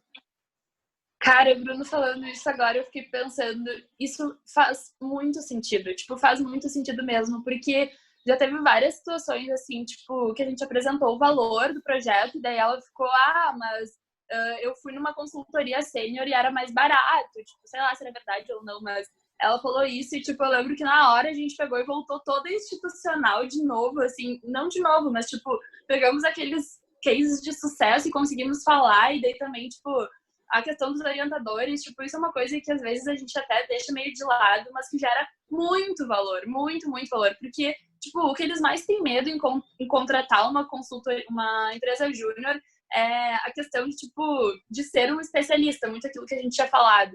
E falar que a gente tem, sim, um especialista muito foda junto com a gente, que a gente está num contexto de universidade federal, onde a gente tem os melhores professores possíveis, que a gente tem muitos especialistas de mercado que confiam na gente, que apoiam esse projeto. No caso, para eles, o Movimento Empreendedor Júnior é só um projeto, então trazer tudo isso, assim, tipo, no momento em que ela fala que o projeto está muito caro, assim, é muito importante, tipo, é muito legal mesmo, assim. Valeu pelo adendo, Bruno. Vou exemplificar um pouquinho para tornar mais tangível. Pensa assim, ela acabou de falar isso e tu vai voltar e vai falar assim, primeiro de tudo, tá? Quando vocês estão usando a reiteração, nunca discorda da pessoa, nunca combate uma objeção com uma resposta direta mostrando que ela está errada. Fala então, sim, eu te entendo. Pode parecer que está um pouquinho caro, mas daí a Isa acabou de falar, relembra tudo isso. Então mostra que as consultorias, você está cobrando barato é porque a consultoria não é tão boa assim, né? Só que as consultorias caras, que estão uns 20 e poucos mil, 30 e poucos mil, em relação ao teu serviço, que é, sei lá, 8 mil, 10 mil, lembra que essa consultoria de 30 mil vai estar contigo, entendeu? Além de só responder a reiteração. Então, e é claro, né, sempre falando que tá tudo bem, tu entende ela, a pessoa tá certa, só não tiver paciência. Agora sim, pessoal, a gente falou muito. Alguma dúvida? Pessoal, antes de fazer as perguntas, eu só vou pedir para todo mundo responder ali a pesquisa de satisfação, né? Dá umas notinhas ali, também se quiser deixar algum comentário, já respondam, ficam livres, mas tem que fazer isso depois. E depois já podem fazer as perguntas aqui, fiquem à vontade. Baita. Pode responder a satisfação.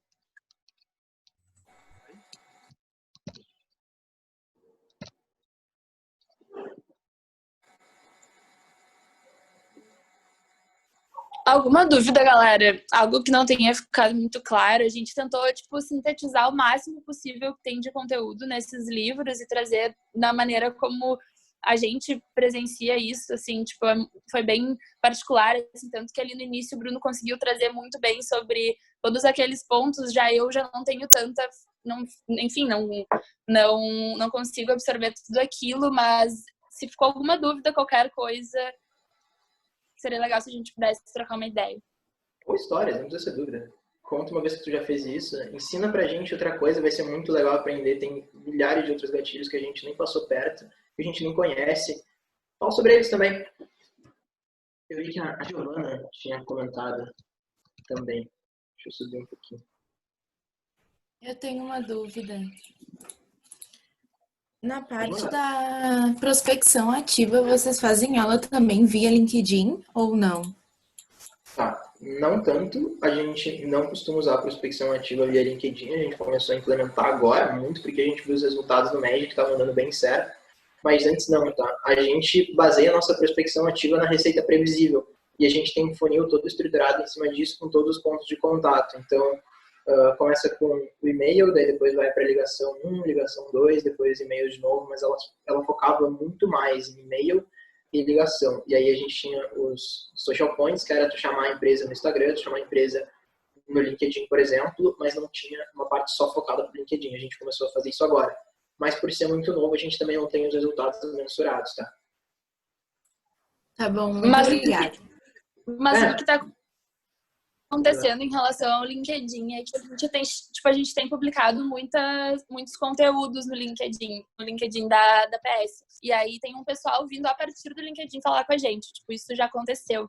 E outro ponto, assim, de por que a gente não contata tanto pelo LinkedIn é porque 99% dos nossos clientes são empresas que nem têm LinkedIn. Então, tem esse ponto também, assim, que... Tipo, a PS até está tentando agora conseguir contatar empresas um pouco maiores, que possuem LinkedIn, enfim, que respondem por lá, mas no caso da PS isso não funciona tanto. Aí depende muito da EJ mesmo. Oi, Isa, se tu puder parar de compartilhar a tela pra gente se olhar. Eu vi que tem pessoal ligando a câmera agora.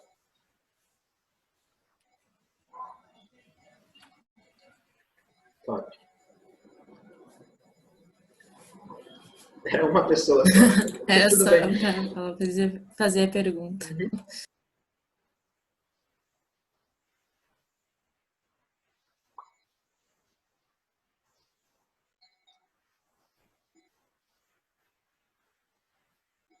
Mais algum ponto, pessoal? Dúvidas? Histórias? Sensações? Dores? Reclamações? Ok. Tá, tem Como uma é estranho... Bora, pode falar. Desculpa. na parte que vocês falaram de ser amigo do cliente, usar uma linguagem mais informal e tal. Eu não sei se não tira um pouco da nossa credibilidade, essa questão de ser amigo, falar mais informal. Tá, vamos lá. É uma linha um pouco tênue, então tu não vai usar gírias, mas também não tira. E na verdade ajuda muito mais na conexão. Eu acho que um grande erro quando a gente está fazendo uma cold call ou quando a gente está tentando vender é tentar ganhar credibilidade através da formalidade, mas tu não necessariamente quer comprar da pessoa que está agindo dessa maneira. Como eu disse, tu compra mais de quem for o teu amigo. Então, assim, pela nossa experiência, tá? E pelo que a gente já leu, não tira credibilidade, na verdade reforça ela porque vocês dois estão conectados. E mais do que isso, ser amigo também vai além de tu estar, claro, tu vai estar abraçando o cliente, tocando no cliente excessivamente, mas, enfim, vai muito mais do que tu tá aparentando ou falando para ele, mas sim também na resolução dos problemas. Então, quando o cliente reclamou do preço para ti, ele falou que, cara, esse preço está um pouco caro para mim, eu preciso que tu faça em mais vezes, por exemplo. Tu te comporta como um amigo dele, entendeu? Tu não responde de uma maneira seca. Independente se tu sabe que vai ser difícil convencer o financeiro da empresa a fazer em mais vezes. Tu vai falar, não, tudo bem, eu gostei muito do projeto, vai se mostrar animados com o projeto também, isso é bem legal. Então, algo que cria muita conexão é tu, enquanto ele tá falando sobre a ideia dele, sobre o projeto dele, tu já se mostrar animado por estar querendo executar aquilo. E aí depois, isso vai voltar à tona nessa hora. Então, cara, tu estava animado para executar isso, tu tá do lado dele em conjunto do preço. Tu quer que o preço seja o mais barato possível, porque é vocês dois contra o financeiro, sabe? E isso entra muito em ser amigo. E essa figura do financeiro, ela nem tá ali, porque o cara que tá dentro da IJ de vocês nem sabe que essa negociação tá acontecendo, dependendo do caso.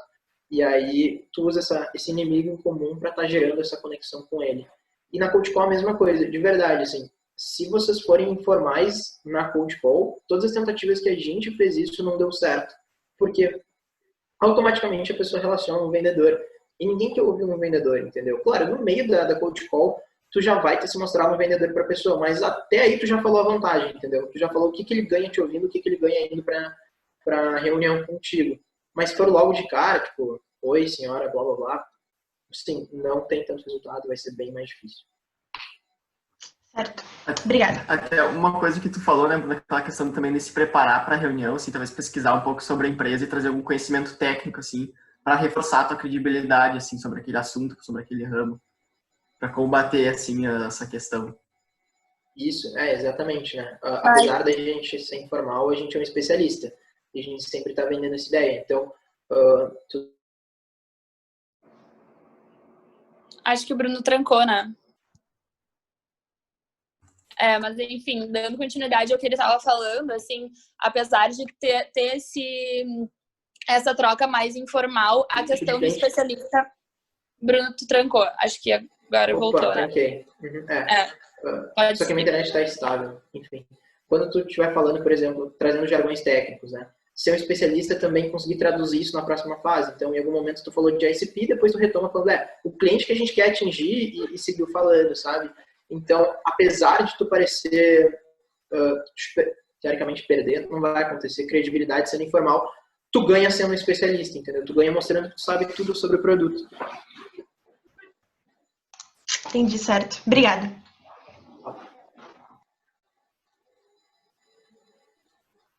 Boa tarde. Eu fico com uma dúvida ali nos tons de voz, que daí eu fiquei com dúvida no homem razoável, que seria tu me fazendo perguntas, eu fiquei meio confuso nessa parte, assim, desse tom de voz. Perfeito. Pensa no homem razoável contigo baixando ligeiramente o tom de voz, tá? Então tu não tá mais naquela mesma empolgação e tu tá querendo colocar vocês dois em uma situação em que aquilo parece justo. E é justamente essa palavra que dá um pouco mais de entonação para esse tom de voz. O homem razoável é aquele que no pedido vai estar falando olha, Augusto, a gente vai ter uma reunião de só 30 minutinhos, a gente consegue tirar uns insights bem legais, no máximo tu vai ter algumas boas ideias para estar aplicando dentro da tua empresa. Parece justo para ti? Entendeu? Nessa hora tu não tá mais animado, não é? Tipo, parece justo para ti, Augusto? Ou, sei lá, mais questionador, então. Ou até um tom de mistério, né? Parece justo para ti, Augusto? Não, tu tá mais, tipo... cara, é difícil de explicar, mas é literalmente se mostrando razoável até na voz. Então, isso parece justo? E aí, provavelmente, o Augusto, ele, claro, vai pensar se isso parece justo para ele, primeiramente, porque ainda tem a parte lógica, mas ele vai estar internalizando, sabe? E o coach call é importante porque ele não está te vendo. Isso, às vezes, traz pela tua expressão. Como ele não consegue te ver, transmite isso baixando um pouquinho a voz e, enfim, tornando ela um pouquinho mais pausada. Fez sentido para ti? Entendi. Tirou minha dúvida. E também na parte do mostrar a situação, se ele se vê na mesma situação daqui a 2 anos, no exemplo. eu posso, então, mostrar a solução para esse problema dele e depois pedir para ele se ver nessa situação com esse problema dele resolvido? Aí a gente já entra um pouquinho sobre caminhar sobre o futuro, né? Claro que quando a gente está falando, depende. Quando a gente falou da situação, isso aí é lá no spin, tu só quer entender o panorama geral, tu ainda não está gerando as implicações.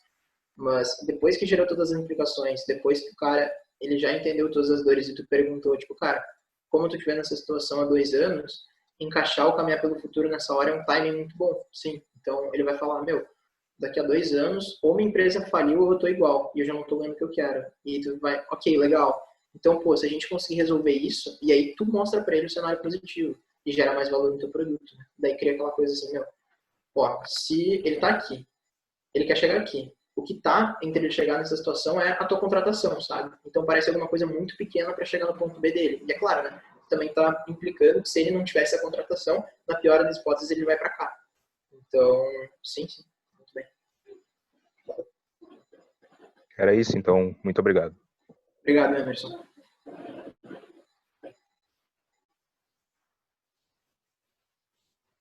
Podem fazer dúvidas, inclusive, que não tem nada a ver com a apresentação, tá, pessoal? Se a gente souber responder, a gente responde, senão, sei lá, tem não sei quantas pessoas tem na call, mas tem vários vendedores aqui, eu acho que a gente consegue chegar na conclusão juntos. Ai, que bom, que eu tava com uma dúvida, mas eu não sabia se eu perguntava. Não, vai na fé. A Bárbara ainda há pouco falou da questão do LinkedIn, aí vocês falaram que, na verdade, vocês entram em contato por e-mail, então, antes de ligar, de fato, da cold call, vocês têm outros pontos de contato, daí vocês mandam e-mail, é isso? Isso, mandamos e-mail.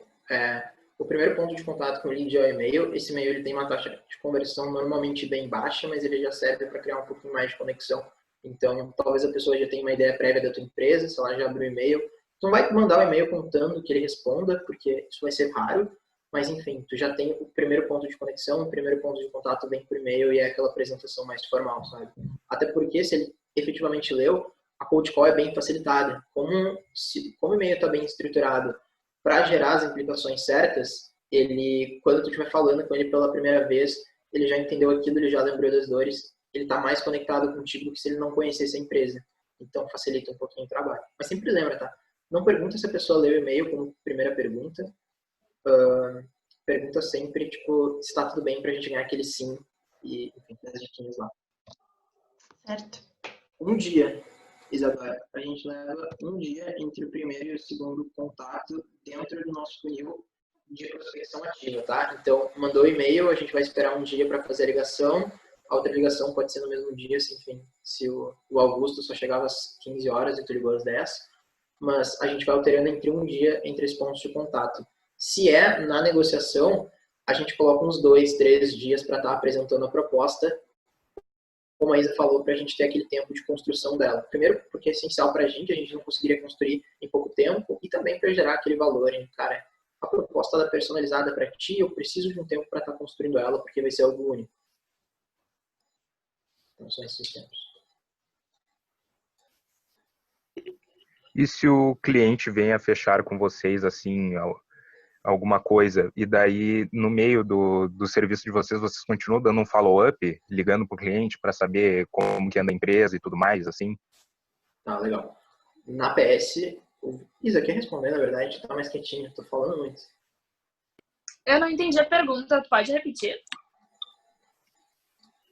É que se um cliente fecha um serviço com vocês, durante que vocês estão fazendo esse serviço, vocês continuam tendo um follow-up com o cliente, contatando ele, contatando a empresa, sabe?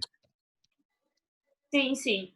Além da equipe que está em contato direto com esse cliente, né, que está executando o projeto, a gente tem a Customer Success, que é uma pessoa dentro da empresa, são 2 pessoas, no caso da PS, que é responsável por coletar o feed middle do projeto. Então, no meio do projeto, ela liga e faz uma pesquisa de satisfação do projeto até aquele momento. Então, pergunta como é que tá, que nota ela daria para aquele entregável e tal, que é muito e o que ele estava gostando, o que ele não está gostando, para que a equipe possa, ao fim do projeto, entregar o máximo possível. Mas é esse o primeiro contato, que é no início, para esse Customer Success se apresentar, para, enfim, trazer que logo após a metade do projeto ele vai ligar de novo, e aí essa pessoa liga, e aí depois que o cliente já assinou o termo de aceite, que o projeto já terminou, esse Customer Success liga de novo para coletar daí o NPS, toda a pesquisa de satisfação do projeto. Não sei se eu respondi a tua dúvida, se era isso. Era isso, sim. É que daí eu queria saber se é importante assim ter esse contato com o cliente enquanto a gente está resolvendo o problema dele. Fundamentalmente. Pode falar. Fundamentalmente importante, assim. Só que lembra, tá? Como a Isa falou, não é o vendedor que faz isso, é o Customer Success. Mas, assim, se não conseguir ter um Customer Success por número de pessoas na EJ, tranquilo, o seu vendedor que está fazendo esse trabalho de CS. Mas sempre toma muito cuidado com isso, tá? Porque o vendedor, seja ele o STR, seja ele o negociador, ele tem muita demanda. Ficar mantendo a base de clientes atual e, enfim, garantindo o sucesso do projeto, às vezes pode gerar uma sobrecarga de tarefas em cima dele, tá? Então, cuida um pouquinho isso. Se tiver como colocar alguém só para ter essa comunicação com o cliente, os resultados conseguem ser melhores. É muito importante por 2 fatores principais, assim. Um deles é que o cliente se sente super, hiper, mega importante. Então, que tem pessoas fora a equipe de dentro da empresa, que ele é importante não só para a equipe, mas como a empresa, a ponto de, tipo, ligar para saber se está tudo bem e tal. E também para que o andamento do projeto, tipo, lá no final seja o mais sucesso possível, assim, os entregáveis sejam com mais excelência possível, assim. Tem muitos projetos que, por exemplo, o feed middle é 7 e o NPS é 10. Porque depois, no momento que a gente coletou o feed middle, a gente conseguiu captar as percepções do que aquele cliente estava esperando de fato, assim, coisa que no início ele não saberia dizer, e no meio, já tendo mais contato com a equipe, já conhecendo um pouco mais os consultores, ele consegue trazer. Então, tipo, muitas vezes são pontos, tipo, eu gostaria que as gurias estivessem se comunicando melhor comigo. É uma coisa que vai de 7 para 10 no NPS, sabe? Então, é muito legal coletar essas percepções no meio do projeto. Entendi. Muito obrigado. Nada.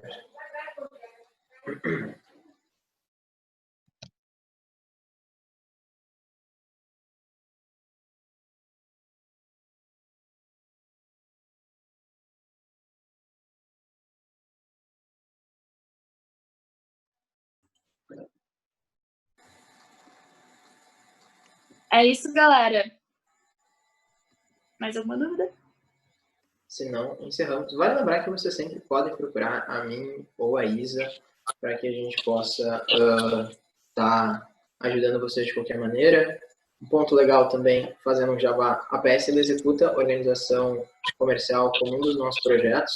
Então, enfim, se a dor é muito latente na IJ de vocês, se vocês sentem que executar todas essas partes, passar por todo o processo comercial, muito mais do que a gente viu aqui, é algo que vocês precisam resolver. A gente também faz isso, a gente pode estar conversando com vocês, claro, adaptando o ticket médio para EJ.